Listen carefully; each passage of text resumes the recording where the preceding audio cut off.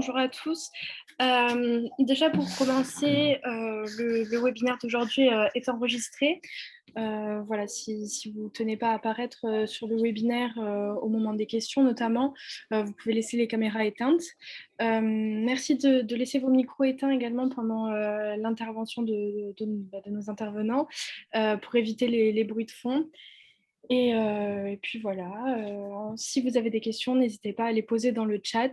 On va notamment, nous, vous poser des questions auxquelles vous pourrez répondre par écrit. Et puis, il y aura un temps d'échange dédié à la fin de l'intervention de chacun de nos partenaires. Donc, aujourd'hui, on est sur le troisième jeudi de la transition digitale Pollen. Je vais laisser Sébastien, du coup, nous présenter un petit peu ce projet. Bonjour à tous, merci Élise.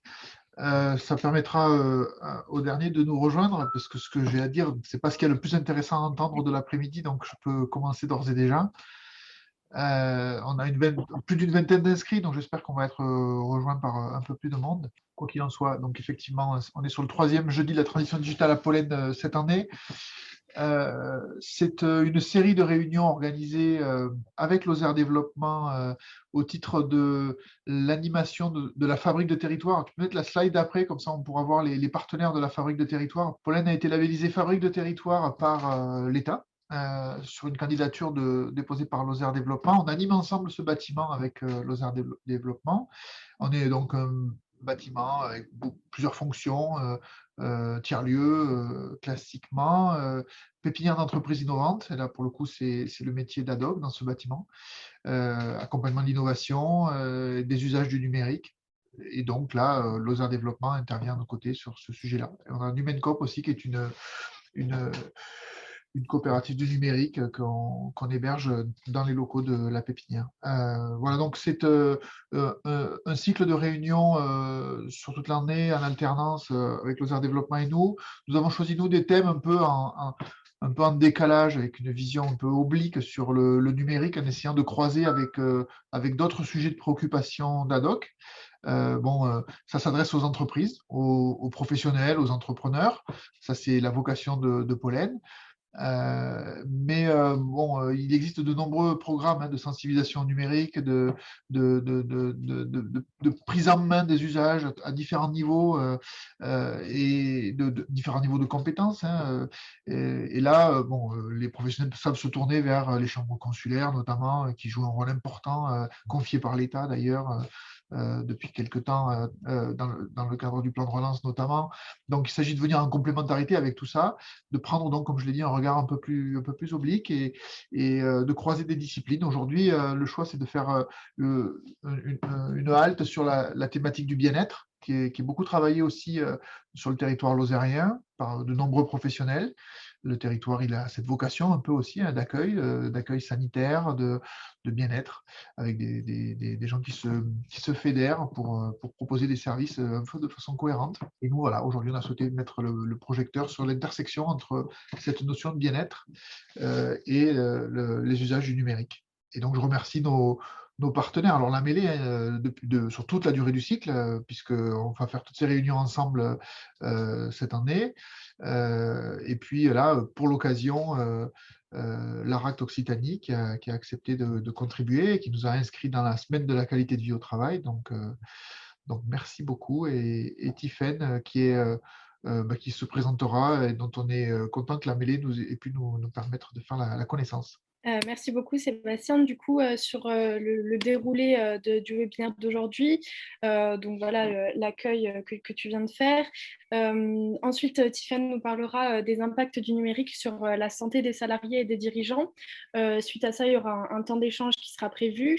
Ensuite, Emmanuel abordera le sujet du numérique et de la qualité de vie au travail. Et puis, enfin, on conclura ce webinaire avec Sébastien. Voilà, on est là jusqu'à 18h30, 19h, à voir comment ça se déroule. Du coup, Tiffaine, je te laisse la main. Juste un petit rappel, le webinaire est enregistré. Voilà, et n'oubliez pas de couper vos micros pendant les interventions pour éviter les bruits de fond. Et vous pouvez poser toutes vos questions dans le chat et on se fera un plaisir d'y répondre. Très bon webinaire à tous. D'abord, bonjour à toutes et à tous. Et je suis content de vous faire cette présentation sur Initiez-vous au bien-être numérique. Je vais le faire d'une façon, je vais essayer d'être concis puisque j'ai 20 minutes pour vous présenter un programme qui pourrait durer des semaines. Je vais vous me présenter en quelques mots. Je vais vous parler du télétravail, l'impact du numérique sur les conditions de votre travail et la santé, comme on a dit, du dirigeant et des salariés. Et derrière, je vais aborder les difficultés d'organisation par rapport au travail bien-être numérique, le manque de rythme, le stress, la fatigue. Donc, je vais me présenter en quelques mots. Moi, je viens du BTP. À la base, je suis ingénieur dans le bâtiment. J'ai travaillé chez Bouygues à Paris, Bouygues Construction. Et après, j'ai monté une entreprise où j'étais directeur France d'une partie de production, donc de production sur les chantiers. Et derrière, j'ai voulu monter ma boîte dans l'immobilier sur Montpellier. Et j'ai rencontré un coach qui était un coach américain. Et je lui ai dit, écoute, j'arrête l'immobilier et je rachète ta boîte. C'est quelqu'un qui avait 62 ans. Il m'a dit, OK, donc on a dealé. Et j'ai intégré un cabinet américain qui s'appelle le cabinet HeartMath. Alors, HeartMath, c'est les mathématiques du cœur. Et on a travaillé sur le stress, sur les GI. Donc, j'ai lancé ma spécialité, du coup, sur l'accompagnement sur le stress sur le stress. Et derrière, j'ai intégré l'Institut des neurosciences de Paris. Je suis praticien, du coup, de neurosciences de Paris, d'Israël et du Canada aussi. J'ai intégré du coup un processus de PNL, peut-être que vous connaissez, programmation neurolinguistique. Donc, je suis praticien en PNL, praticien en hypnose, donc coach en neurosciences à l'Institut de Paris. Je coach des coachs, c'est-à-dire ce qu'on appelle, il y a des coachs et on supervise d'autres coachs. Je fais partie aussi d'un groupement d'entreprises et notamment de startups. Donc, j'accompagne des entreprises qui lancent, du coup, de jeunes entrepreneurs qui lancent leur activité. J'ai aussi un master en neurosciences motivationnelles. Je suis en train de passer un doctorat aussi en Ukraine sur les neurosciences. Et j'ai un diplôme aussi de préparation mentale pour les sportifs professionnels. Donc voilà, j'ai fait un package pour accompagner le dirigeant. Et aujourd'hui, je vais vous parler de la première chose. C'est peut-être quelque chose qui peut sembler anodin, mais c'est le réveil. Par rapport au bien-être, par rapport au numérique. Le réveil, c'est d'abord mettre en place une routine. Et je mets l'accent là-dessus parce que quand on travaille de chez soi, on a des fois du mal à mettre en place des routines. Et je vous parle d'une chose, c'est qu'à l'intérieur de notre corps, il y a quelque chose avec lesquels on ne peut pas jouer, c'est-à-dire c'est nos hormones. Et chaque personne, chaque corps a des hormones, votre corps a des hormones, et aux alentours de 5h30, 6h du matin, vous avez une hormone qui s'appelle le cortisol. Et ce cortisol-là va vous réveiller. Et si vous ne vous réveillez pas entre 5h30, 6h, ça dépend des gens, il faut le tester, jusqu'à 6h30, en fait, vous ne respectez pas vos hormones. C'est comme aux alentours de 21h30, 22h, 22h30, si vous ne commencez pas à vous endormir, vous avez ce qu'on appelle un pic de mélatonine. Et si vous ne respectez pas ce pic de mélatonine, vous ne respectez pas vos hormones. Donc, si vous ne respectez pas vos hormones, vous ne respectez pas votre corps. Ça peut se faire. Bien sûr que ça peut se faire. Et bien sûr, vous pouvez tenir des années. Sauf que c'est toujours pareil. C'est comme une vague qui va taper sur des rochers et à un moment, ça s'effrite. Et on ne comprend pas pourquoi on ne va pas bien. Je vous exprime pas mal de choses là, je vous exprime pas mal de sujets et à la fin, je vous donnerai des exercices pour pouvoir vous sortir justement de ce stress quotidien et atteindre un bien-être par rapport au numérique. Donc là, je vous expose les sujets et en fait, toutes ces études lesquelles je vais vous parler, c'est des études que j'ai récupérées aussi à l'Institut des neurosciences parce qu'on a travaillé avec des sous-mariniers, on a travaillé avec des spationautes, et notamment pendant la période du confinement parce que vous êtes retrouvés dans des endroits confinés dans vos appartements, et quel impact ça a eu aussi sur votre cerveau, sur votre système nerveux, sur votre corps. Ce qui est préconisé, du coup, donc, je vous ai expliqué, vous levez 5h30, 6h. Important, la régularité sur ça pour que les hormones dans votre corps ne vous fatiguent pas. Le cortisol va vous fatiguer. Votre système nerveux va le considérer comme un acide, et s'il y a un acide à l'intérieur de votre corps, il va falloir qu'il fabrique, il va falloir qu'il fabrique d'autres cellules, j'essaie de simplifier, pour éviter de fatiguer votre corps. Faire du sport, 30 minutes minimum par jour, ça c'est le minimum requis. Faire ce qu'on appelle ça one thing. C'est quand vous vous levez le matin, vous devez savoir qu'il y a une chose que vous devez faire dans votre journée et à la fin de votre journée, il faut l'avoir fait. Si vous n'avez pas fait votre one thing, c'est qu'il va y avoir un sujet. Chaque jour, vous avez au moins une chose à faire et pour ça, il faut la marquer. Le fait de le marquer à la main, pas à l'ordinateur, va faire activer des zones dans votre cerveau, notamment la partie du cervelet qui s'occupe du mouvement et va vous aider aussi à travailler sur votre cerveau et notamment votre objectif journalier. One thing, une pensée par jour. Visualisez votre journée.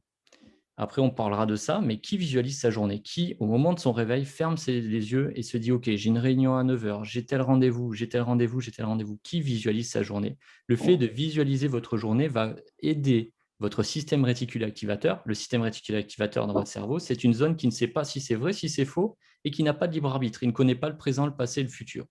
Et le fait de lui expliquer ce que vous voulez, il va aller chercher ce que vous voulez.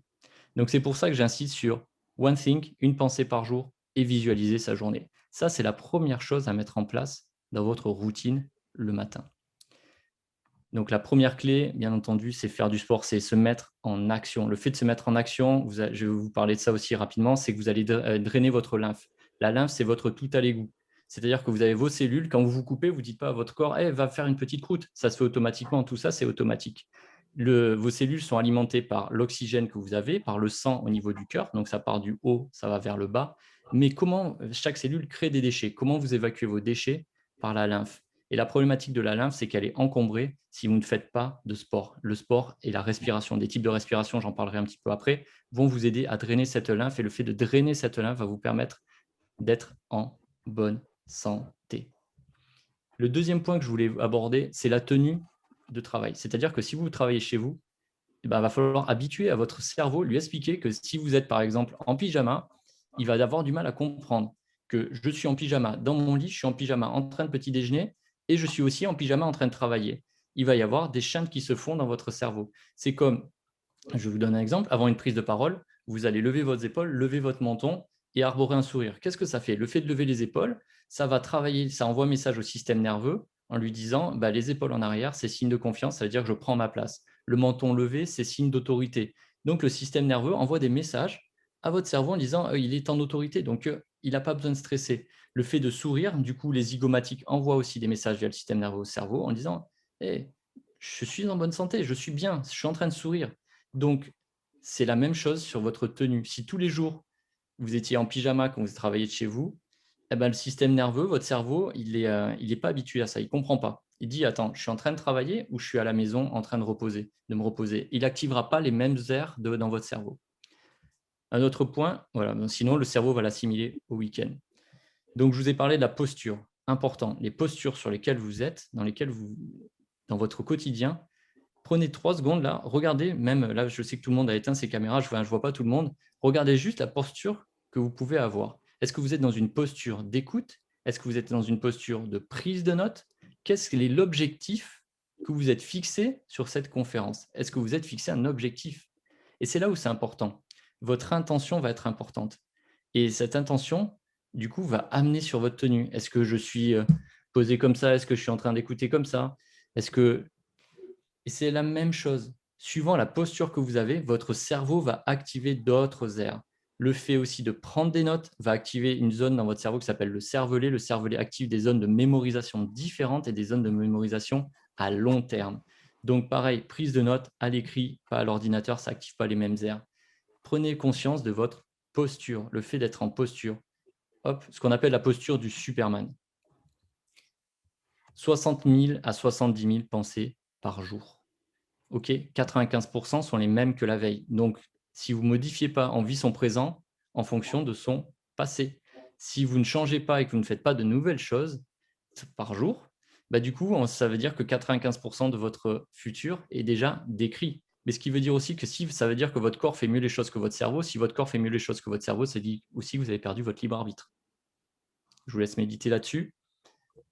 On se pose 5000 questions par jour. Ça, c'est pour les stats. Du coup, 95. La clé numéro 2 que je vous donne, c'est travailler sa valence. Vous allez me poser la question, Tiffaine, c'est quoi une valence? La valence, c'est s'assurer qu'à la fin de sa journée, on ait eu plus d'émotions dites positives que d'émotions négatives. Et ça, c'est... Hop là, pardon, j'ai eu un bug sur l'ordi. Et ça, c'est ultra important. S'assurer qu'à la fin de sa journée, on ait eu plus d'émotions positives que d'émotions négatives. Est-ce que vous prenez conscience des émotions que vous avez dans votre journée? Une émotion positive, ça va consommer 1 kJ, une émotion négative, 34 kJ. Le fait d'être en émotion négative, ce qu'on appelle des émotions négatives, ça n'existe pas vraiment. Je dis ça pour le commun. En fait, une émotion négative, ça va être de la peur, de la colère, de la frustration. Vous allez consommer votre corps 34 fois plus. Vous êtes responsable de l'énergie que vous avez dans votre corps et dans votre quotidien. Et ça, c'est aussi une prise de conscience. Donc la balance, assurez-vous qu'à la fin de votre journée, vous ayez plus d'émotions dites positives, de joie, d'amour, de gratitude, de compassion, que de peur, de colère, de frustration. Et ça, c'est la balance émotionnelle. Et pour ça, pareil, je vous ai parlé de votre système réticulé activateur. Vous prenez un cahier, à la fin de votre journée, vous faites 2 colonnes. Ce que j'ai aimé, ce que j'ai pas aimé.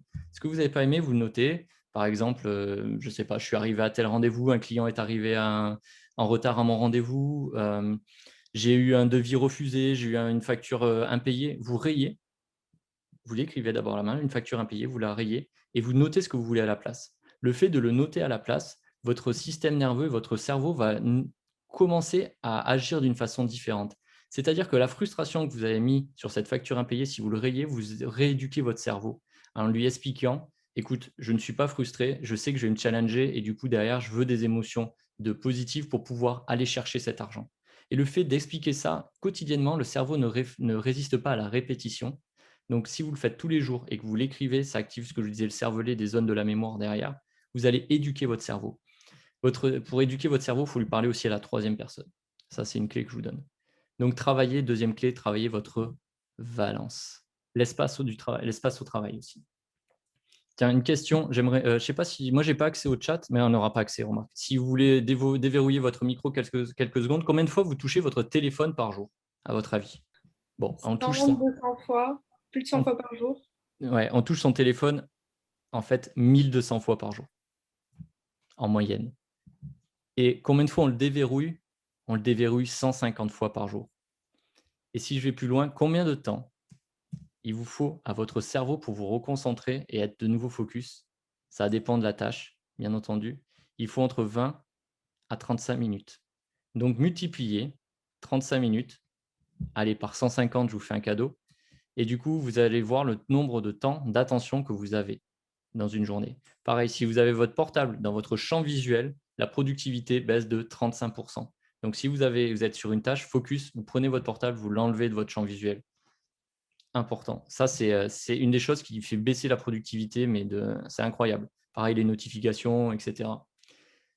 Pareil, c'est des basiques ce que je dis, mais c'est ultra important. Réservez-vous une zone spécifique dans votre travail si vous travaillez de chez vous notamment. Parce qu'il ne comprendra pas, votre cerveau, qu'on puisse faire à manger sur cet endroit et qu'on puisse travailler au même endroit. Comment voulez-vous derrière que quand vous mangez, vous ne pensez pas au travail? Ou l'inverse, quand vous travaillez, vous ne pensez pas à manger? Ce qui créera des compensations émotionnelles sur une tâche et sur une autre parce qu'il ne va plus les assimiler comme il faut. Ça, important. Je vous ai parlé du cortisol. Le cortisol, il y a 2 types de cortisol. Le cortisol du matin dont je vous ai parlé, il est là pour vous réveiller. Mais sinon, le cortisol et l'adrénaline, c'est ce qu'on appelle l'hormone du stress. Le cortisol va attaquer les cellules de l'hippocampe, qui sont une zone de votre cerveau, et l'hippocampe a pour but de calmer votre cerveau. Donc, du coup, vous êtes dans un cercle vicieux. Vous créez du cortisol qui attaque votre hippocampe, et du coup, son rôle, c'est de calmer. Donc, en fait, vous n'arrivez plus à calmer votre cerveau, plus vous êtes stressé. Le cortisol est fabriqué par les glandes surrénales, donc au niveau des reins, à l'arrière, au niveau de vos hanches. Le fait de boire de l'eau, vous avez compris, l'eau, il passe dans votre estomac, puis derrière par le foie et va au niveau des reins. Et le fait de drainer avec l'eau va drainer ce cortisol et va aider les reins à éliminer le cortisol. Pensez à boire de l'eau. C'est un basique de ce que je vous dis. Vous me dites, mais Tiffen, il nous dit des choses ultra simples. Mais pour ça, mettez aussi votre bouteille d'eau dans votre champ visuel. Comme ça, vous n'allez pas l'oublier. C'est ultra important, pareil. Parce qu'en plus, comme on a tendance à ne pas bouger et que là, il commence à y avoir des chaleurs, eh ben, on va commencer à suer et on ne se rend pas compte du nombre de litres d'eau que l'on perd. Et du coup, à la fin de la journée, comme on a une valence émotionnelle, ben, c'est pareil pour l'eau. Dernier point, la planification. Planifier des horaires d'ouverture de mail. Je vais vous raconter une histoire. J'accompagnais un dirigeant dans un très grand groupe, dans un major du BTP. Et il me dit, donc j'étais avec lui en face à face et on commence à travailler ensemble. Et je le voyais, il était tout le temps sur son ordinateur. Et moi, je lui dis, mais qu'est-ce que tu fais là? Et il me dit, bah, je suis en train de répondre aux mails. Je fais, ouais, mais on est en séance ensemble, donc vas-y, réponds aux mails. Et je fais le tour de son bureau. Et il me dit, regarde, j'ai 3200 mails. Je fais, waouh. Je fais, OK. Donc, on a fait le point. J'ai dit, tu dois répondre à combien de mails sur ces 3200 ? Donc, on a fait le point. Déjà, on les a classés par année. J'ai dit, OK, donc tu as des mails qui datent de 5 ans. Est-ce qu'ils sont utiles ? Non. OK, donc on enlève ça. Tu gardes juste les mails de l'année dernière et de cette année. On a fait tout un tri et on s'est retrouvé avec quoi ? On s'est retrouvé avec 12 mails. Donc, il est passé de 3200 mails à 12 mails. Et sur ces 12 mails, il y en avait 3 sur lesquels il devait s'occuper et le reste, c'était de la délégation. Prenez conscience de la pollution numérique que vous pouvez avoir, et notamment les mails. Et les retours aussi qu'on a vus, si vous commencez votre journée aux alentours de 7h30, 8h, après ça dépend, l'idéal c'est d'ouvrir ses mails après avoir fait sa visualisation, après avoir fait sa pensée, sa one think, c'est d'abord on pense à soi et après on ouvre les mails. Et ça c'est primordial. Pareil, vous avez certainement les mails sur vos téléphones, c'est la même chose, c'est un choix, vous faites bien ce que vous voulez, mais quand vous allez à la poste, vous savez que vous allez à la poste de 9h à 17h. Si vous allez après 17h, ce sera pas ouvert. Ben là, c'est pareil pour vous. Éduquez les gens qui sont autour de vous. Éduquez-les. C'est-à-dire que les gens qui vous appellent trop tard, eh ben, vous allez les éduquer par rapport à vos horaires. Arrêtez de subir, du coup, votre quotidien. Planification de la productivité, ce qu'on appelle la loi d'Illich. Votre cerveau fonctionne en fractionné. Tout fonctionne en fractionné. Et je vous invite à créer, moi j'ai créé une vidéo qui s'appelle le Pomodoro, c'est sur ma chaîne YouTube. Vous faites 25 minutes à fond de productivité, mais à fond, à fond, à fond. Vous prenez votre téléphone, vous supprimez votre téléphone, vous enlevez tout, vous faites 25 minutes à fond et vous arrêtez 5 minutes. Et pendant ces 5 minutes, je vais vous donner un exercice derrière à faire pour vraiment monter en productivité. La première chose, c'est 25-5. 25 minutes de productivité, 5 minutes de repos. 25 minutes, 5 minutes. Et ça, on a j'ai malheureusement pas le temps de. Enfin, vous pouvez me recontacter après derrière, je vous donnerai des stats, je vous donnerai les études s'il faut si vous voulez avancer, aller plus loin sur certaines lois, mais respectez la loi d'Illich. Derrière, je vais l'enchaîner avec la loi de Laborie, c'est commencer par le plus difficile. Ne commencez pas par ce qui vous fait plaisir, commencez par le plus difficile. Faites ce qu'il y a à faire. Vous êtes des dirigeants d'entreprise, faites ce qu'il y a à faire. Ne faites pas ce qui vous fait plaisir. Je suis un peu brutal en vous disant ça, mais c'est ce qui fait, c'est la loi de la réussite. C'est ce qui va faire que vous allez réussir demain. Et pour ça, combien de fois, une fois qu'on a fait quelque chose de difficile, on se sent bien. Quand on a fini de rendre un dossier qui était super compliqué, qu'est-ce qu'on se sent bien? Donc, commencez par le plus difficile. Après, pareil, donc la loi de Carlson, c'est faire une chose à la fois, c'est lié à la loi d'Illich, j'en ai parlé. Éduquer votre cerveau, j'en ai parlé tout à l'heure. Pour éduquer votre cerveau, faites l'exercice avec les 2 colonnes et rayez ce que vous ne voulez pas. Éduquez-le en lui expliquant ce que vous voulez. J'avance. Dans votre cerveau, il y a une zone qui s'appelle l'amygdale, ça fonctionne comme un sonar et il vérifie une chose, il vérifie que la ressource à l'extérieur est inférieure à la ressource à l'intérieur. Il faut se souvenir que notre cerveau, c'est le même depuis 5000 ans.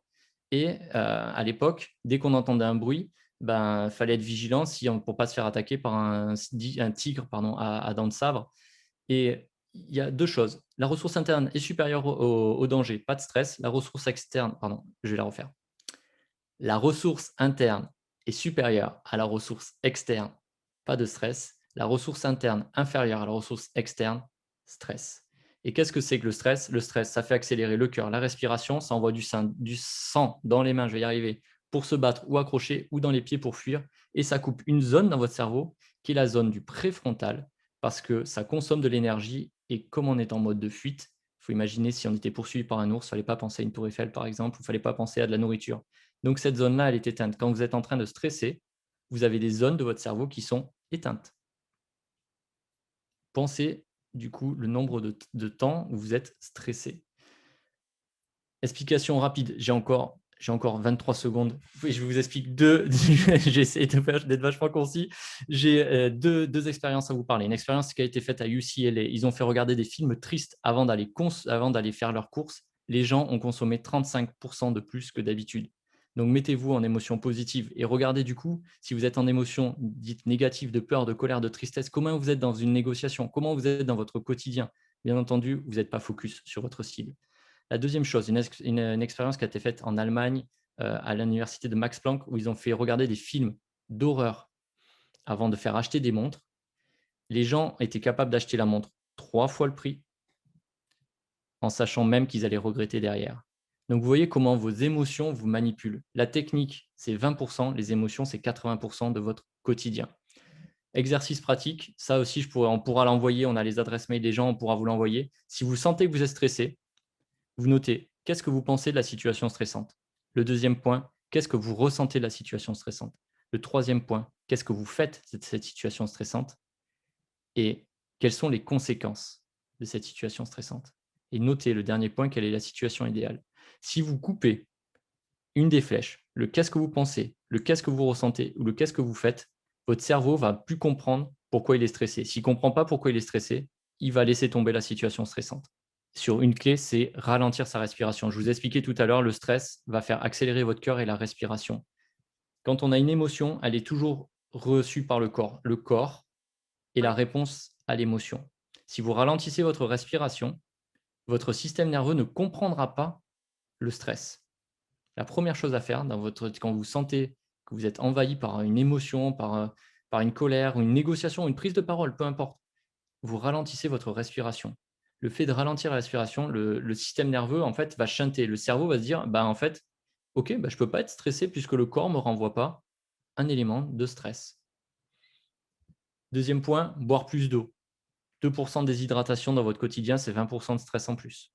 Pareil, je vous ai expliqué du coup de nommer l'émotion va vous faire passer aussi dans le fait d'écrire l'émotion. Je suis énervé, par exemple. Je suis agacé par rapport à. Je suis stressé par rapport à. Va faire passer l'émotion dans la partie rationnelle de votre cerveau. Et quand ça passe dans la partie rationnelle de votre cerveau, vous allez pouvoir mieux la maîtriser. Vous n'êtes plus dans la partie émotionnelle. L'émotionnel, c'est la réactivité, c'est la réaction. Elle est utile parce qu'elle vous a sauvé. Elle nous a sauvés depuis 5000 ans. C'est pour ça qu'on est encore vivant. Par contre, la partie rationnelle va vous permettre de dire ok, attendez, j'étais en train de stresser parce qu'il n'a pas accepté un devis, ou une facture, ok, ça va, je vais le relancer et puis ça va aller. Diète médiatique, pareil, j'allais être vulgaire. Supprimez. Arrêtez de regarder la télé le soir parce que les journaux de nouvelles n'ont qu'un objectif, c'est que vous restiez devant ce journal. Ça n'apportera rien. Et souvenez-vous des 2 expériences dans lesquelles je vous ai parlé. Vous allez être du coup film d'horreur, du coup vous allez consommer 35% de plus, et film de peur, film triste, 35% de plus, film de peur, vous allez du coup acheter 3 fois quelque chose, même si vous savez que vous allez le regretter. 30 minutes de sport par jour, c'est le minimum requis. Créer de la valence émotionnelle, plus d'émotions positives que d'émotions négatives à la fin de votre journée. Et segmenter, donc ce que j'ai expliqué, le Pomodoro ou la loi d'Illich, 25, 5. Et j'arrive à la fin. Du coup, on arrive aux questions. J'ai essayé d'être le plus concis possible. Il y a tellement à dire. Je vous écoute s'il y a des questions. Merci Tiffaine. Du coup, si vous avez des questions, vous pouvez soit ouvrir les micros, soit les poser dans le chat. Si vous avez des remarques aussi à faire, c'est le moment, c'est un temps d'échange, donc profitez-en. Alors, j'ai une question de SAS Digitalis qui dit le sport le matin. Quand tu veux, c'est par rapport. Alors moi, je le fais le matin et c'est vrai que c'est conseillé de le faire le matin parce que le fait de faire du sport, on va envoyer plus de sang dans son cerveau. Et le matin, le cerveau est plus gros que le soir. Donc, sera plus performant effectivement le matin. Et notamment, le matin sera plus performant. Il y avait Sabine qui avait demandé ce que c'était le TMS, mais on lui a répondu que c'était les troubles musculo-squelettiques, donc c'est bon. Bon, mais s'il n'y a pas de questions, j'imagine que c'était très clair. En tout cas, si vous avez des questions plus tard, n'hésitez pas à les poser à Tiffaine. Il suffit de contacter.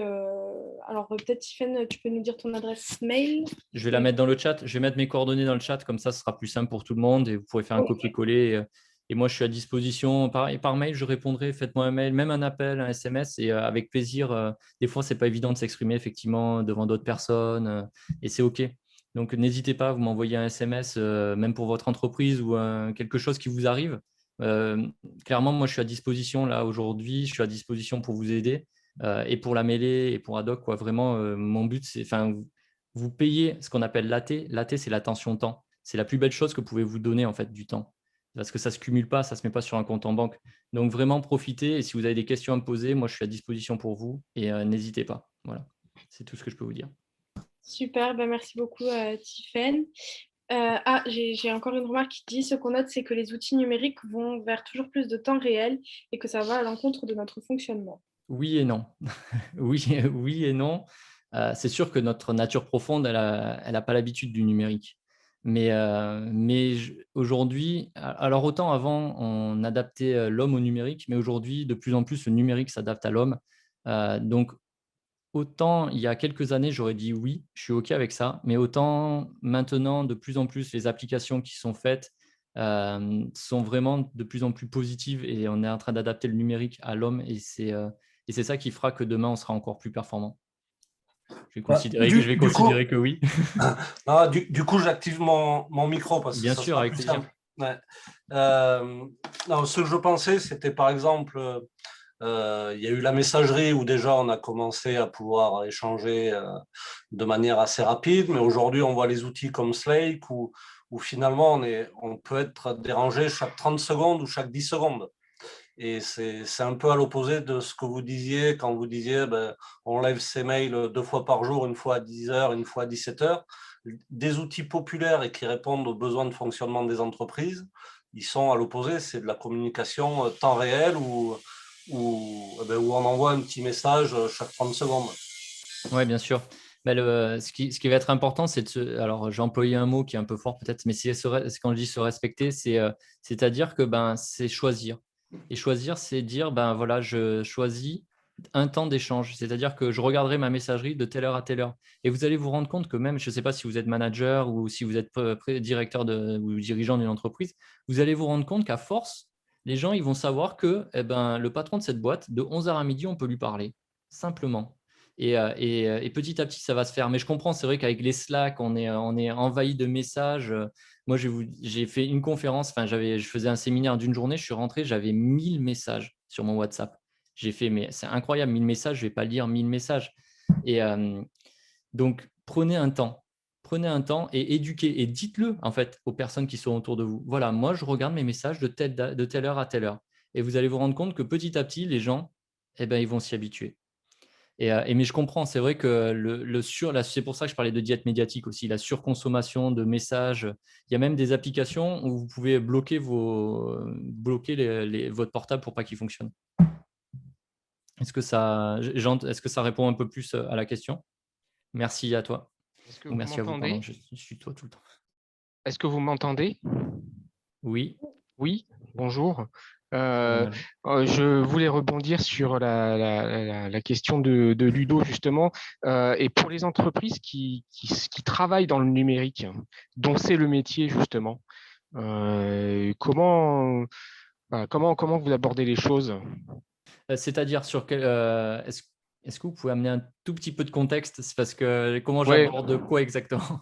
en fait, moi, je dirige une équipe d'une dizaine de personnes dans une agence web et ils ont besoin que je sois présent, on va dire 12 heures sur 24 derrière mes mails et derrière un chat, justement pour les aiguiller, pour que ce soit l'équipe ou que ce soit les clients aussi, puisque je fais l'interrelation entre les deux.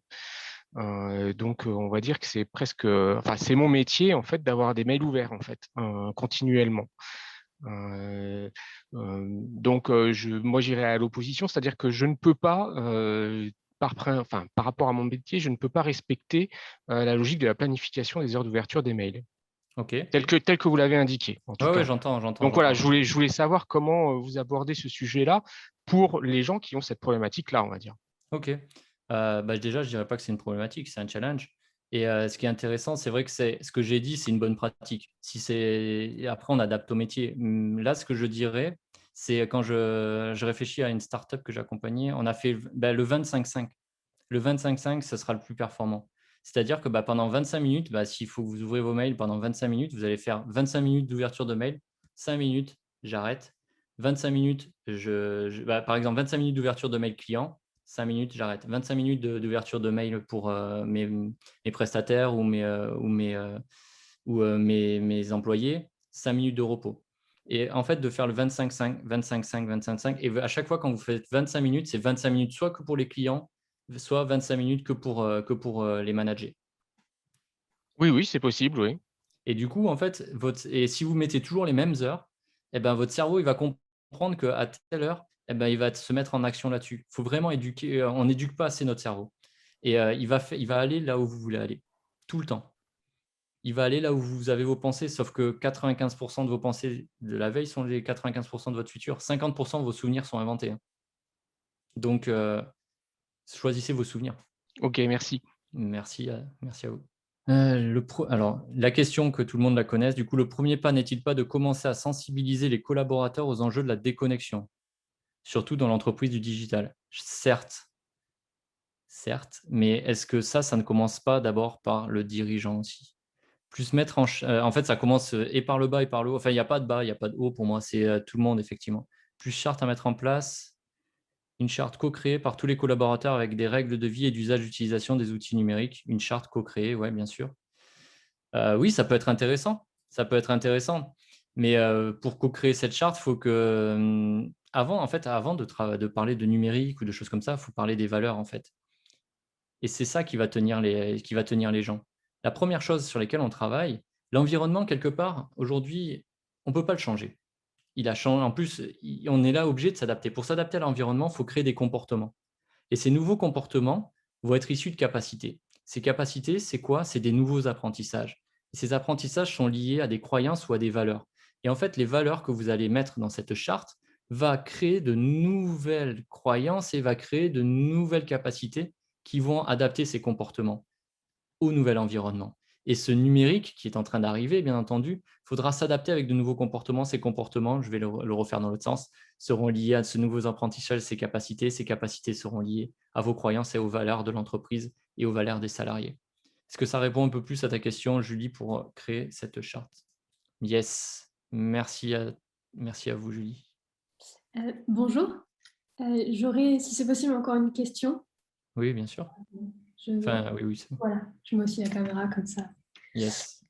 Bonjour, moi je m'appelle Sybille.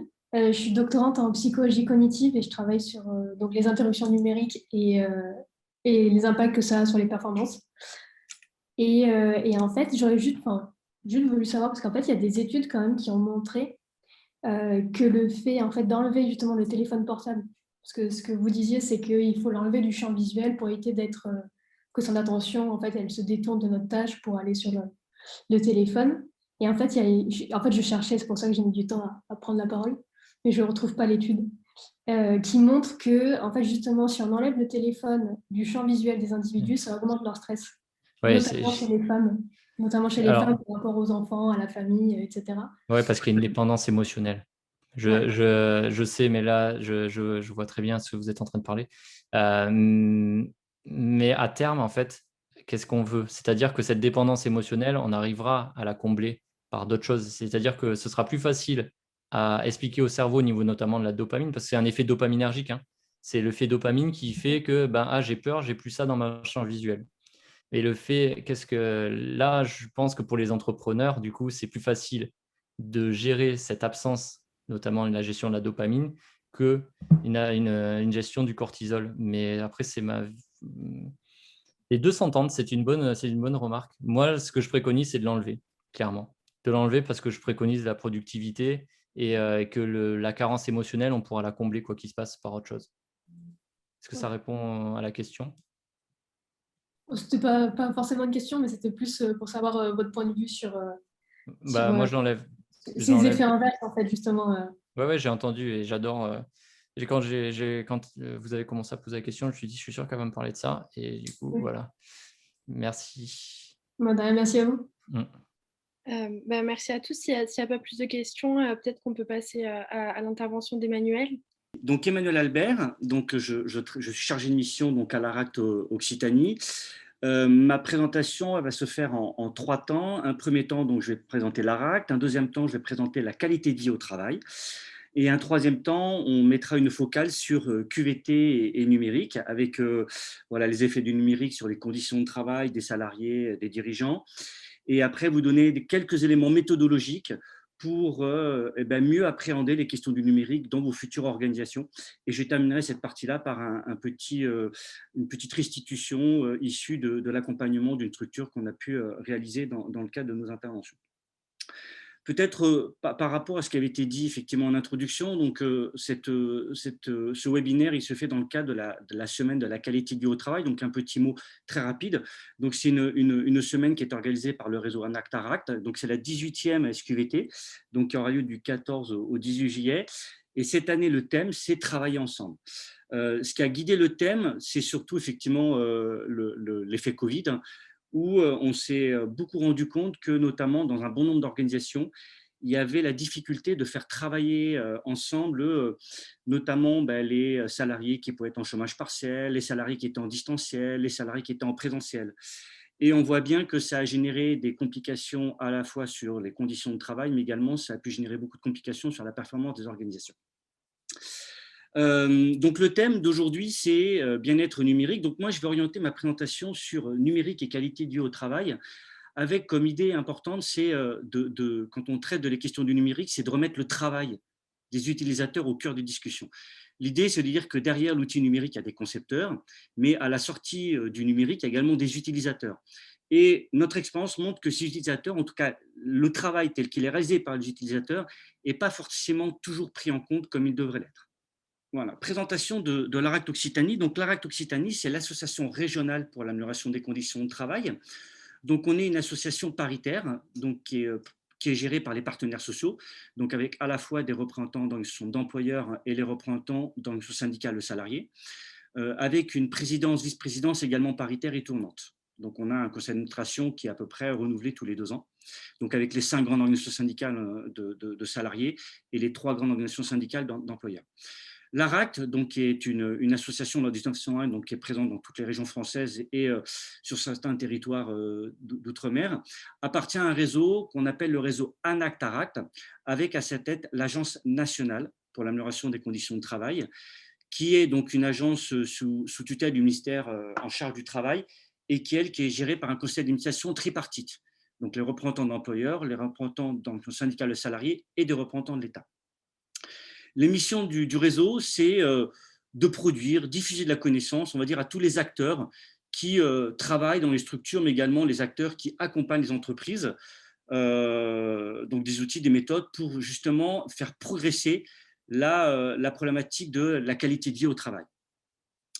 On va dire qu'il y a 3 objectifs sous-jacents. Hein. C'est d'une part de pouvoir effectivement améliorer les conditions de travail et l'innovation sociale, donc en agissant sur l'organisation du travail et les relations professionnelles. C'est notre focale principale d'intervention. Hein. Nous, quand on intervient dans les structures, ce qui nous intéresse, c'est le travail et ses conditions de réalisation. L'objectif, c'est bien évidemment, comme je disais tout à l'heure, c'est effectivement de diffuser de la connaissance pour concilier durablement qualité de vie au travail et performance des organisations. Dans notre boussole d'intervention, on dit tout le temps qu'à partir du moment où on améliore les conditions de travail, de facto, la performance des organisations va suivre. Et troisième objet qui est important, c'est de par la composition de notre conseil d'administration, on a une posture équidistante, c'est-à-dire qu'on a un principe de neutralité quand on travaille dans les structures, mais surtout, c'est qu'on est là également pour outiller les acteurs du dialogue social. C'est-à-dire qu'on part d'une hypothèse, mais qui est vérifiée depuis de nombreuses années, c'est que quand on traite de la question des conditions de travail, quand on traite de la question de la qualité de vie au travail, il nous semble que le meilleur acteur qui peut prendre en compte ces questions dans les entreprises, c'est les acteurs du dialogue social. Donc les instances représentatives de personnel, évidemment, quand elles sont présentes dans les structures. Voilà sur la présentation de l'ARACT. Ce que je vous propose maintenant, c'est peut-être de suivre ma présentation en abordant la question de la qualité de vie au travail. Alors, c'est vrai qu'aujourd'hui, on entend beaucoup parler de qualité de vie au travail, et peut-être de manière à favoriser l'interactivité, c'est, voilà, alors je ne sais pas combien on est parce que j'ai plus le chat là, mais peut-être me dire en un mot, alors soit vous prenez effectivement, vous ouvrez le micro, soit vous le dites par le chat. Quand on parle de qualité de vie au travail, pour vous, qu'est-ce que vous y mettez derrière? Donc voilà, en un mot, si c'est facile pour vous. Alors, épanouissement, santé. Alignement, c'est quoi vous appelez alignement? Donc, on voit alors. Donc, alignement, alors je ne sais pas trop ce que vous y mettiez derrière. Je ne sais pas qui. C'est Julie. Ah ben non, Julie, vous ne pouvez pas ouvrir votre micro, peut-être préciser. Sébastien, ne travaillez jamais. Qu'est-ce que vous vouliez dire derrière? Si c'est possible, peut-être vous expliciter. Julie dit être aligné dans son travail et ses valeurs personnelles. D'accord. Donc, la question du sens, d'accord, très bien. Et pour Sébastien, ne travailler jamais, c'est-à-dire… Oui, ce que je voulais dire, c'est que le bien-être au travail, c'est de ne pas sentir qu'on travaille. Ah, d'accord. Sens et motivation, compatibilité pro et perso. Ah, bah, très bien, un beau sujet d'actualité par rapport au numérique. Alors, on voit effectivement une assez grosse hétérogénéité hein, dans la façon dont vous percevez les choses. Donc, à la fois, alors, qualité de vie au global. Donc, je crois qu'évidemment, c'est la philosophie de la qualité de vie au travail. Je vais en glisser un mot. Évidemment, en termes de résultats, c'est la performance de l'entreprise et bien-être des collaborateurs. Ensuite, il y a bien-être psychologique et physique. Il y a la question du sens. D'accord, motivation, et puis à un moment donné des éléments en lien avec l'organisation du travail sur notamment la comptabilité, la compatibilité pro et perso, ce qu'on appelle nous la conciliation des temps. Très bien. Alors peut-être pour donner effectivement un élément de précision sur la qualité du haut travail. Donc aujourd'hui on voit que c'est un terme qui est souvent usité dans la presse spécialisée, dans la presse écrite, dans la presse journalistique, etc. Ce qui est important, et on renvoie toujours ces éléments-là, c'est que la qualité du travail aujourd'hui, elle est définie au travers de ce qu'on appelle l'ANI, l'accord national interprofessionnel, qui date de 2013. Donc on voit qu'effectivement, il y a quand même un historique assez important, qui a été juste réactualisé en 2020, où ils ont rajouté un C comme condition de travail, mais je ne vais pas forcément me focaliser sur ça. Donc, l'ANI, c'est Accord national interprofessionnel qui a été signé, donc négocié, discuté par les acteurs sociaux, donc des structures, donc les représentants d'employeurs, les représentants du syndicat de salariés, et la grande majorité des syndicats, que ce soit employeurs ou de salariés, ont été signataires de cette ANI. Et cette ANI, il se focalise, on va dire, sur 4 gros objets. L'idée, c'est quand on parle de qualité de vie au travail, on parle d'abord du travail. Alors c'est vrai que là, ça n'a pas été dit, mais alors c'est vrai que moi, quelquefois, quand je regarde effectivement les journaux télévisuels, souvent quand on parle de qualité de vie au travail, on va parler du baby-foot, on va parler effectivement de l'aquarium à l'entrée effectivement de l'entreprise, etc. C'est ce que on appelle les aspects périphériques, les effets périphériques de la qualité de vie au travail. Ça ne veut pas dire que ce n'est pas la qualité de vie au travail, mais selon nous, la qualité de vie au travail, c'est d'abord traiter des questions du travail, et notamment ce qui fait qualité du travail. Souvent, c'est lié. Quand à la fin de la journée, on a la banane, comme on dit, quand on est content d'avoir fait du beau travail, souvent, on est content et on ressort à un moment donné très motivé, engagé, avec de la satisfaction. Et donc, parler du travail, c'est parler des conditions de travail, c'est parler des conditions de réalisation, de faire du beau travail, du bon travail, dans une bonne ambiance, dans une organisation bien définie, bien structurée. L'objectif de la qualité du haut travail, c'est… ça regroupe tout un tas d'actions, je vais vous donner quelques exemples tout à l'heure, qui permettent à la fois de concilier durablement l'amélioration des conditions de travail pour les salariés et la performance globale des entreprises. Si à un moment donné, on propose des actions qui n'ont pas un effet sur les deux, forcément, ça va faire pchit. Donc, toute action qui vise à améliorer les conditions de travail, forcément, va améliorer la performance de l'organisation, mais c'est toujours avoir ce double regard qui nous semble important. La qualité du haut travail, donc il y a un objet qui est de travailler sur le travail, il y a un objectif, mais il y a également des éléments de méthode. Les éléments de méthode, c'est quoi? C'est que quand on parle du travail, c'est forcément discuter du travail avec ceux qui réalisent le travail au quotidien. Donc c'est les salariés, c'est les encadrants, c'est les dirigeants, et notamment c'est de pouvoir les mettre autour d'une table et de permettre, de favoriser la capacité de s'exprimer sur la façon dont le travail se réalise, favoriser la confrontation, le débat, ça fait partie effectivement du travail, et notamment, ça se fait au travers de ce qu'on appelle des espaces de discussion sur le travail. C'est des choses qui sont bien structurées dans la QVT. Les espaces de discussion sur le travail, c'est que vraiment on se focalise sur le travail. Il y a des objets sociaux dont on ne va pas parler. La question de la rémunération, on n'en parle pas. La question des salaires, on n'en parle pas. C'est des objets de qualité de vie au travail, mais sauf que ce n'est pas dans les espaces de discussion sur le travail qu'on doit traiter de ces questions-là. Dans les espaces de discussion sur le travail, on traite par exemple de ce qui est un irritant dans le travail. Qu'est-ce qui fait qu'aujourd'hui on a été en difficulté? Qu'est-ce qui fait qu'aujourd'hui il y a une erreur qui a été commise? C'est-à-dire que la qualité de vie au travail, par exemple, autorise le droit à l'erreur. Donc cette capacité de pouvoir s'exprimer sur le droit à l'erreur, c'est quelque chose de fondamental et d'important. Et donc QVT et espace de discussion sur le travail, c'est étroitement lié. Et puis enfin, le dernier objet, c'est évidemment la QVT, c'est une démarche. Cette démarche, elle est structurée en 4 étapes. Il y a la première étape, qui vous semble bateau, d'ailleurs dans toutes les démarches, on va dire de projet, c'est comme ça que ça doit fonctionner, c'est évidemment d'abord discuter du pilotage et du cadrage.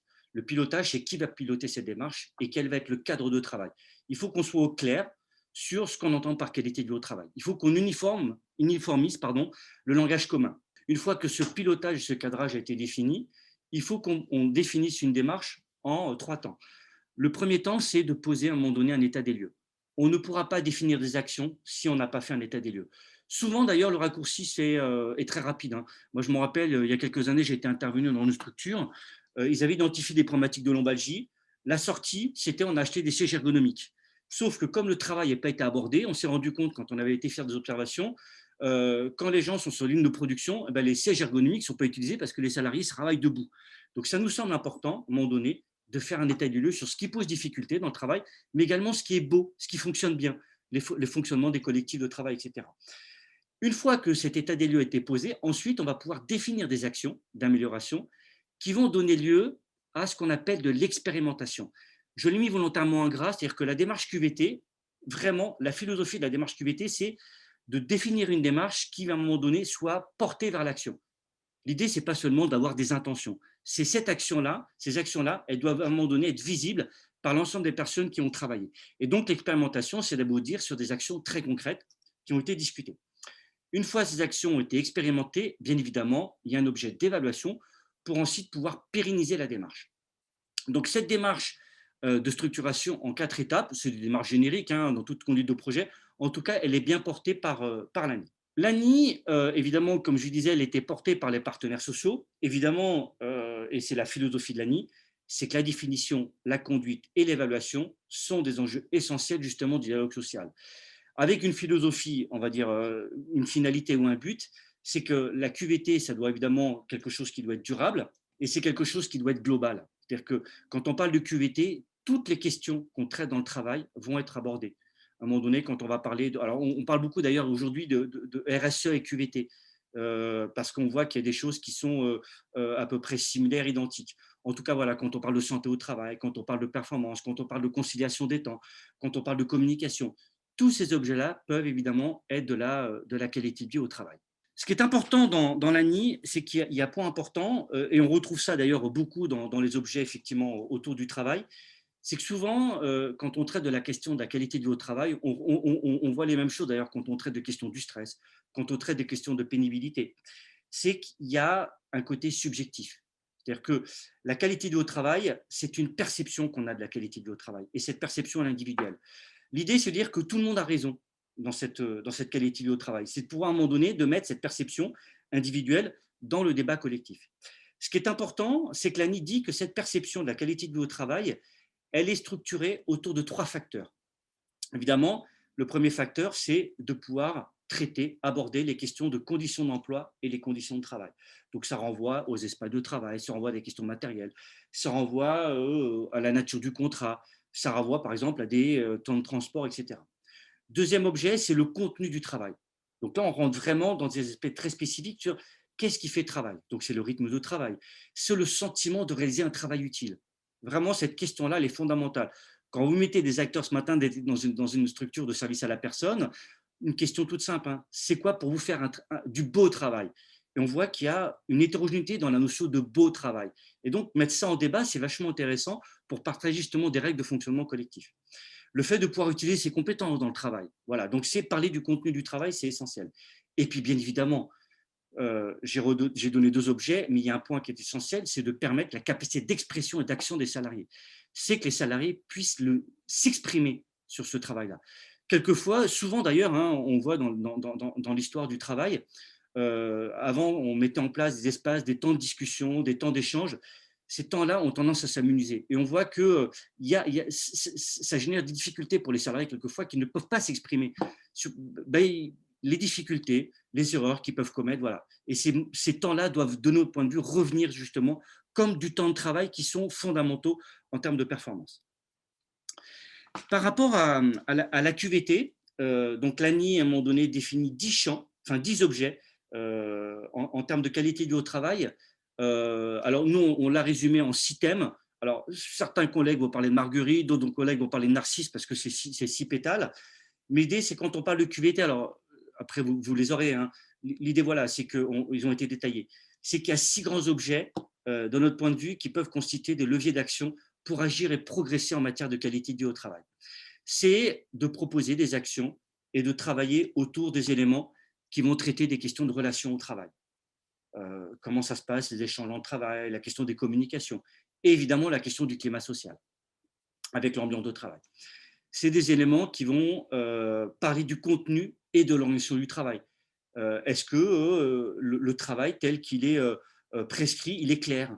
Est-ce qu'à un moment donné, les zones d'interface entre deux métiers, est-ce qu'on sait à un moment donné qui doit faire quoi? Les zones d'interface, est-ce que la polyvalence, elle est bien organisée? Est-ce que le travail de l'autre est bien connu, etc. Des questions de charge de travail. Voilà, ça, c'est des points souvent qu'on retrouve notamment dans les questions numériques. Les questions de santé au travail. Évidemment, à un moment donné, quand on traite de la qualité de vie au travail, évidemment, tout à l'heure, l'exemple, c'est les troubles musculo-squelettiques qui ont été renvoyés. La question du stress, c'est des choses qui renvoient beaucoup, qui sont beaucoup renvoyées. Mais évidemment, quand on parle de qualité de vie au travail, la question de la santé au travail, bien évidemment, elle doit être abordée. La question des compétences et des parcours professionnels. À un moment donné, effectivement, comment les gens sont amenés à travailler, comment on maintient les compétences tout au long de la vie professionnelle, comment on maintient l'engagement tout au long de la vie professionnelle. Donc, ces questions-là doivent être traitées. Quand on parle de qualité de vie au travail, alors dans l'ANI, c'est beaucoup renvoyé, c'est que derrière la philosophie de l'ANI, il y avait également des questions d'égalité et de mixité professionnelle. C'est-à-dire que traiter des questions de qualité de vie au travail, ça permettait également d'ouvrir le champ sur la mixité et l'égalité professionnelle. Alors, quand on parle d'égalité professionnelle, alors souvent ça renvoie à des questions d'inégalité, d'inéquité dans la question de la rémunération, etc. Mais l'idée, c'est de l'égalité professionnelle, c'est de l'aborder plus largement, disons aujourd'hui, il y a des métiers où il n'y a que des hommes, il y a des métiers, il n'y a que des femmes. Et donc, c'est à un moment donné, comment on crée de la mixité pour favoriser justement le travail pour tous. Derrière la question d'égalité également, dans ce qu'on appelle la narcisse, hein, la pétale, alors c'était renvoyé dans un élément important là, c'est la question de la conciliation des temps entre la vie pro et la vie perso. Ça, c'est un élément, quand on fait des enquêtes sur qualité de vie au travail, on voit que la perception de cet item, la conciliation vie perso, vie pro, n'est pas du tout le même selon qu'on soit un homme ou une femme. Parce qu'on fait l'hypothèse que, évidemment, les femmes, quand elles rentrent le soir, elles commencent un second travail. On est encore sur des stéréotypes importants dans le travail et à un moment dans le hors-travail. Et puis, dernier élément qui est important, c'est évidemment la question des managers. Quand j'ai abordé la question du numérique, on va beaucoup le voir et on l'a beaucoup vu dans les questions du télétravail. Les managers, c'est aujourd'hui une catégorie qui est extrêmement fragilisée par rapport à toutes les évolutions qu'on peut voir dans le monde du travail. C'est aujourd'hui, on parle beaucoup de la santé des dirigeants, mais aujourd'hui, il y a vraiment des sources d'inquiétude sur tout l'encadrement intermédiaire. Parce qu'on dit effectivement, ils sont confrontés à des interactions paradoxales entre à un moment donné, effectivement, des directives qui peuvent être descendantes, mais également entre les contraintes de terrain qui montent et qui peuvent à un moment donné percuter effectivement ces éléments descendants. Et c'est les encadrants, le management intermédiaire qui doit concilier tout ça. Et donc voilà, la question du management, de notre point de vue, est essentielle quand on parle de la qualité de vie au travail. Rapidement, peut-être maintenant présenter effectivement le lien avec numérique et qualité de vie au travail.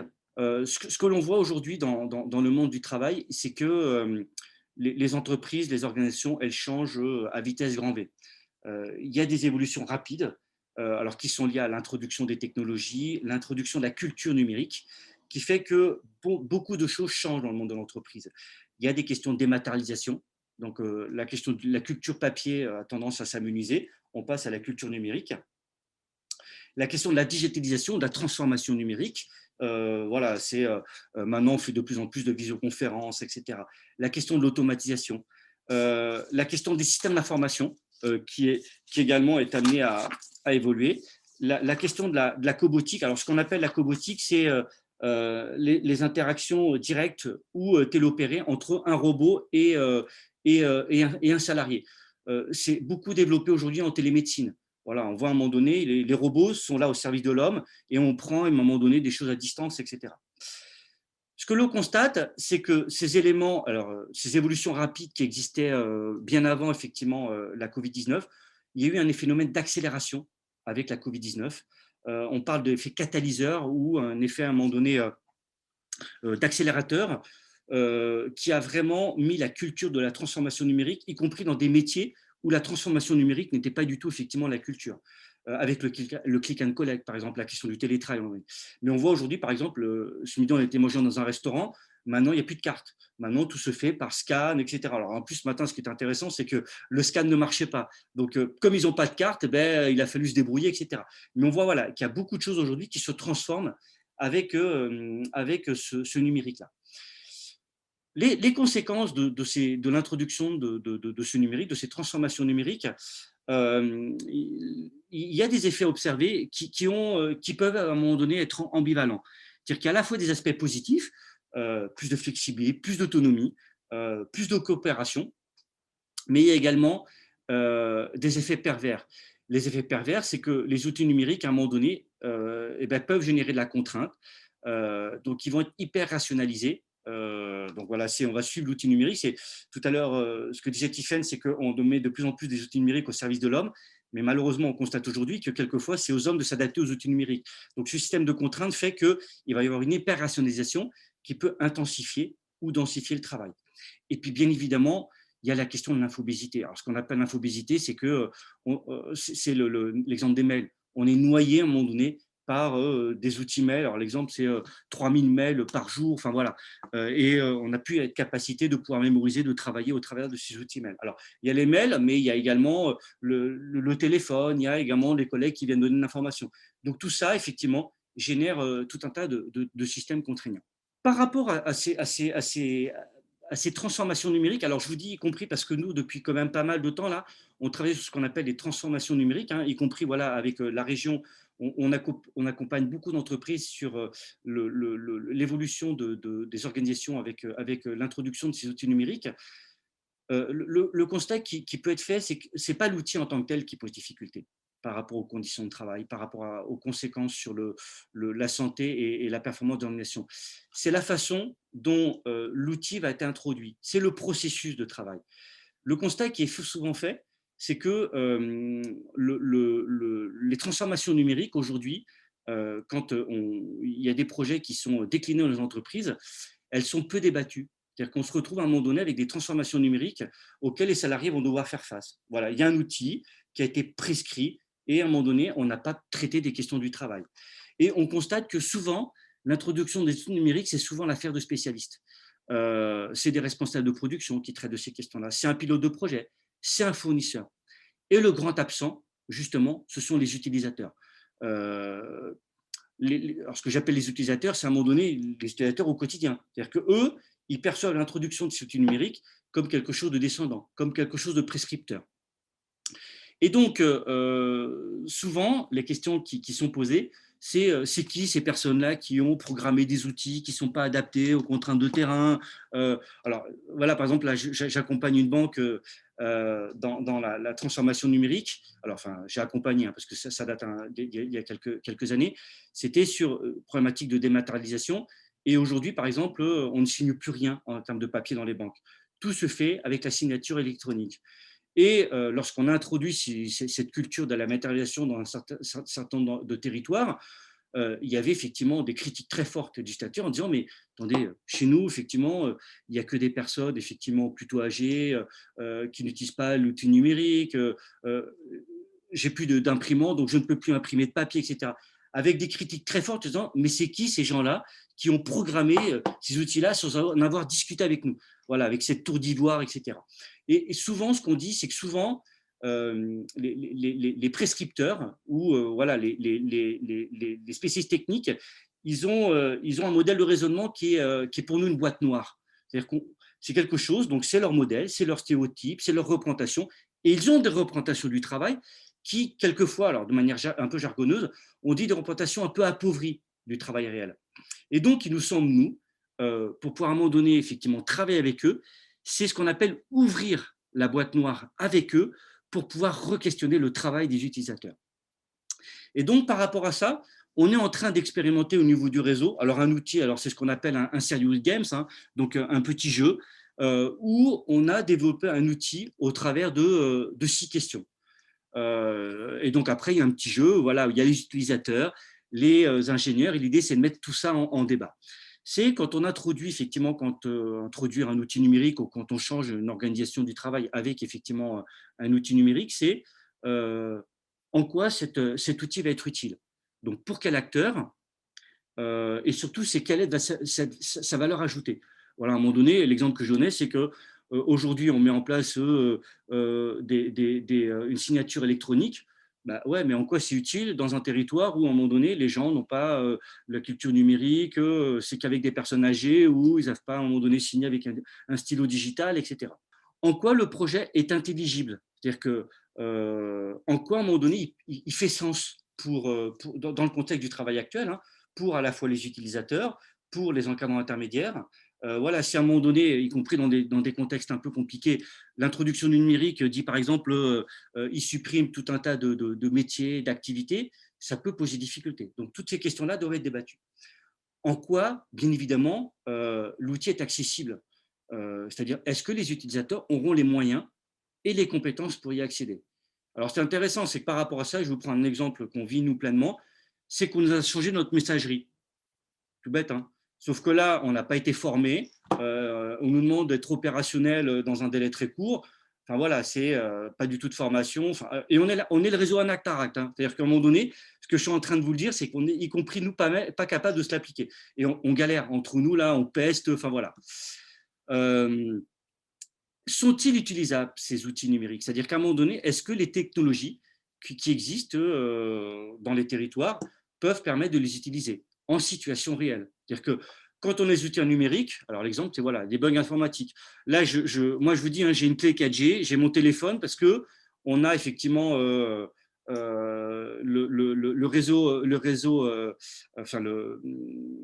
réseau filaire pour pouvoir à un moment donné se connecter sur Internet, sauf que ce matin, il n'y a eu que des bugs. Donc à un moment donné, voilà, si on fait des visioconférences et qu'on n'a pas les outils qui permettent de nous connecter, ça peut être un peu compliqué. Bien évidemment, pour pouvoir travailler sur tous ces items de la boîte noire, est-ce qu'on peut en discuter? Est-ce qu'à un moment donné, on peut mettre autour de la table les ingénieurs qui travaillent sur ces questions-là, et puis à un moment donné, les utilisateurs? Et l'idée, ce qui est intéressant, c'est de projeter ça justement autour de la table, en discuter sur ce qui fait sens, les contradictions qu'il peut y avoir, etc. Et puis, est-ce que c'est acceptable socialement aux contraintes, aux ressources du terrain? Donc voilà ce kit, hein, ce qu'on appelle le kit boîte noire, pour pouvoir à un moment donné se poser tout un tas de questions autour de tout projet de transformation numérique et qui permet à donner de traiter des questions de qualité de vie au travail. Peut-être pour terminer, c'est de vous présenter donc un exemple d'une entreprise que j'ai suivie dans le cadre de ce qu'on appelait un transformateur numérique qui a été mis en place en 2019. Donc, on a travaillé pendant 2 jours avec une structure comme ça, donc plusieurs structures d'ailleurs. Ce qui est intéressant, c'est que c'est un service de santé au travail, donc qui avait mis en place un dispositif de prévention qui associe à la fois une solution digitale, c'est-à-dire que il fallait télécharger un outil sur le téléphone pour à un moment donné, voilà, essayer d'avoir des repères sur c'est quoi une journée de travail. Et à la sortie de cette journée de travail, ça permet d'identifier les risques et surtout de programmer des actions ciblées sur comment on peut améliorer effectivement les risques professionnels ou trouver des actions de prévention pour améliorer les risques professionnels et personnalisés. Et ensuite, l'idée, c'est que cet outil-là puisse être utilisé lorsque les professionnels donc, du service de santé au travail accompagnent les entreprises. Quand on a discuté avec les différentes strates de l'organisation, les concepteurs, autour effectivement de la table, et on les a questionnés sur le travail. Donc, on leur a demandé de raconter des histoires, des vécus. On a demandé voilà, de travailler autour de la boîte noire telle que je vous l'ai présentée précédemment. Et ce qui ressort, c'est que c'est intéressant, c'est qu'on a identifié, on va dire, 3 verrous qui sont directement liés avec la QVT. Alors, ce qu'on a appelé des verrous, c'est vraiment des irritants. Le premier irritant, qui, de notre point de vue, nous semblait fondamental et stratégique, c'était une grosse problématique de charge de travail pour le coordinateur du projet. C'est-à-dire celui qui était responsable du projet. À la fois, il avait un portage politique et un portage technique.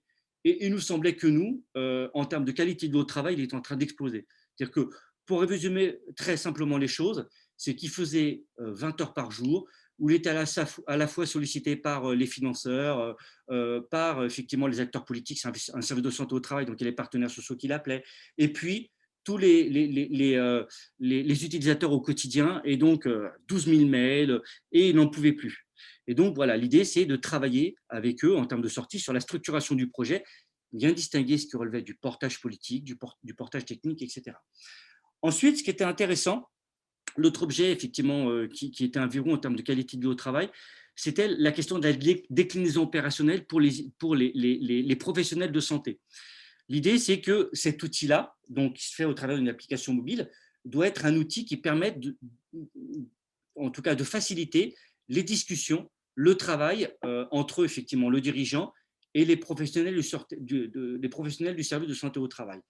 Or, ce qu'on constatait, c'est qu'il y avait une très grosse hétérogénéité des pratiques professionnelles entre les utilisateurs du service, enfin, entre les professionnels du service de santé au travail. C'est que certains l'utilisaient de cette façon-là, certains l'utilisaient d'une autre façon. Et donc, il nous semblait, à un moment donné, en termes de qualité de vie au travail, lorsque effectivement cet outil devait sortir, en termes d'expérimentation, c'est qu'ils devaient échanger sur des pratiques professionnelles entre eux pour essayer d'uniformiser des pratiques. L'idée, ce n'est pas d'être des clones, mais en tout cas, à un moment donné, c'est qu'il doit y avoir des règles de métier qui doivent être partagées par rapport à cet outil-là. Et puis, dernier objet qui était extrêmement important, c'est que cet outil, tel qu'il a été pensé, c'est un outil pour l'employeur. Dans sa logique initiale, telle qu'il avait été pensé, les utilisateurs n'étaient pas forcément associés. C'est-à-dire qu'à un moment donné, on demandait aux salariés alors, évidemment, je vous fais abstraction des règles juridiques qui ont été bien évidemment travaillées, mais on demandait aux personnes de décrire une journée de travail, donc à un salarié de décrire une journée de travail qui permettait à un moment donné de dire, bah voilà, dans cette journée-là, tel risque, le risque routier, etc.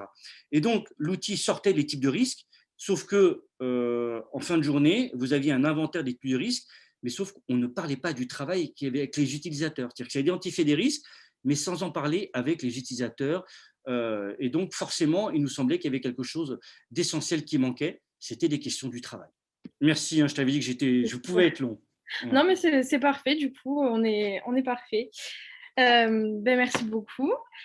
Du coup, au niveau des questions, je vous en prie, allez-y. Si vous avez des questions, des remarques, comme tout à l'heure, n'hésitez surtout pas. J'ai une question à Emmanuel, mais sous la forme d'un commentaire et après d'une question.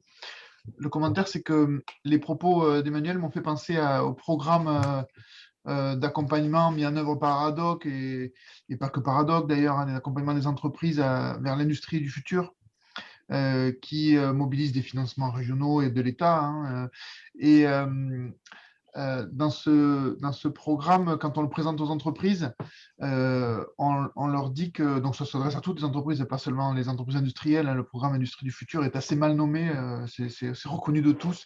Les entreprises de services aux entreprises industrielles, par exemple, peuvent être concernées, les entreprises du numérique, etc. Ce qui apparaît, c'est que il y a le programme sert à accompagner les entreprises par du conseil ou du financement d'études pour envisager leur transition digitale, mais aussi organisationnelle. Et il y a une partie du travail qui consiste à voir si l'entreprise peut, le terme qui est employé, c'est redesigner le travail, c'est-à-dire impliquer l'utilisateur dans une démarche de design, c'est-à-dire le travailleur, dans la conception même du travail dans l'entreprise. Et je voulais savoir si, du coup, à l'ARACT, c'est des méthodes qui sont aussi pas déployées, mais auxquelles vous pouvez éventuellement sensibiliser les entreprises. En fait, c'est la participation à la construction du travail par les travailleurs eux-mêmes. Alors, par rapport effectivement au projet Industrie du futur, donc l'ARAC, il y a quelques années, effectivement, avait travaillé dans ce projet-là. Et l'idée, c'est que il y avait eu un travail où on avait constitué des binômes. Alors, binôme ergonome et justement ingénieur en performance industrielle. Et ce qui est intéressant, c'est que ce binôme, quand il intervenait dans les entreprises, toutes les questions du travail, justement, étaient discutées. Et à un moment donné, on voyait le lien fort avec les objets que pouvait renvoyer l'ingénieur en performance industrielle. Et donc, je crois que ce binôme, d'ailleurs, aujourd'hui, il est maintenu puisque… alors, c'est ma collègue Karine Belin qui est sur Toulouse qui pilote ce projet-là. Mais aujourd'hui, effectivement, il y a des constitutions de binômes qui sont réalisés pour justement accompagner les entreprises. Donc, il y a un certain nombre de financements qui existent. Alors, je ne suis pas moi un spécialiste, mais éventuellement, je pourrais me renseigner si vous avez des questions. Il y a un certain nombre de financements qui existent pour aider justement les entreprises à travailler sur ces questions-là. Donc, à mettre en place éventuellement une méthode pour, ça, pour impliquer les équipes dans la redéfinition des processus et ça, alors, le travail, ce qui ressort bien évidemment effectivement d'intervention de ce binôme-là, c'est que bien évidemment quand on travaille sur un projet futur, que ce soit numérique ou un changement d'organisation, il nous semble que c'est important d'associer effectivement les utilisateurs, les travailleurs en tant que tels. C'est parler des questions du travail réel. Oui, parce que si vous voulez, souvent ce qu'on se dit, c'est que les ingénieurs, en tout cas les gens qui conçoivent les organisations, on a tous des stéréotypes, on a tous des représentations du travail de l'autre. Sauf que ce n'est pas toujours les réalités. Moi, je dis tout le temps, c'est qu'il y a une part de notre travail qui est invisible. Enfin, une grosse partie de notre travail qui est invisible d'ailleurs. Voilà, moi, à un moment donné, je suis président d'une association, je passe mon temps à me faire engueuler, mais les gens ne voient pas tout ce que je fais par ailleurs. Vous voyez, et c'est ça. Et tout le travail, quel qu'il soit, qu'on soit dirigeant, qu'on soit encadrant, qu'on soit salarié, il y a une part de notre travail qui est invisible.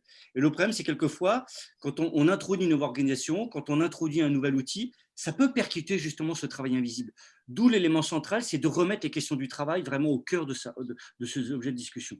Oui, j'aurais vite conclu, puisque s'il n'y a pas d'autres questions, on va rester là. Moi, je vais surtout remercier Emmanuel et Tiffaine pour leur intervention, et puis toi aussi, Élise, pour ton animation.